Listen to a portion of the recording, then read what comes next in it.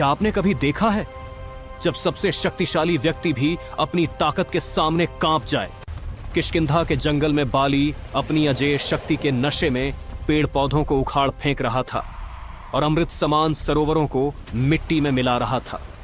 उसकी गर्जना पूरे जंगल में गूंज रही थी।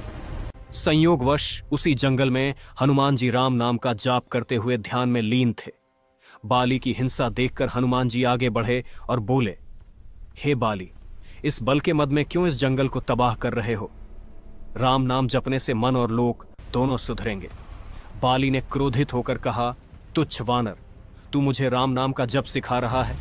अपने राम को ही बुला ले मुझसे युद्ध करने के लिए। हनुमान ने क्रोध में उत्तर दिया, हे बाली, तुम श्री राम को रहने दो, पहले मुह तुच्छ सेवक को हरा कर देखो। बाली ने दूसरे दिन के लिए युद्ध तय कर दिया। अगले दिन हनुमान जी युद्ध के लिए निकले। रास्ते में ब्रह्मा जी प्रकट हुए और कहा, हे हनुमान, बाली को क्षमा कर दो। हनुमान ने कहा, नहीं, उसने मेरे आराध्य का अपमान किया है।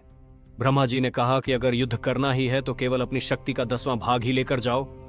हनुमान जी ने ब्रह्मा जी को सर झुकाकर प्रणाम किया और चल दिए। जब हनुमान बाली के सामने आए तो हनुमान जी का आधा बल बाली में समा गया। बाली का शरीर फूलकर फटने लगा। ब्रह्मा जी ने कहा, अगर बचना है तो हनुमान से जितना हो सके दूर भाग जाओ। बाली तुरंत वहां से भागा। आगे ब्रह्मा जी मिले और बोले, इतना भी बल सहन नहीं कर पाए तुम। यदि हनुमान अपने पूरे बल के साथ युद्ध में आते तो तुम तुरंत परलोक सिधार जाते। बाली समझ गया कि हनुमान जी का बल असीमित और राम भक्ति असाधारण है। उसने हनुमान जी को दंडवत प्रणाम किया और कहा, हे हनुमान, आप तो इतने बलशाली होते हुए भी इतने शांत हैं, कृपया मुझे क्षमा करें।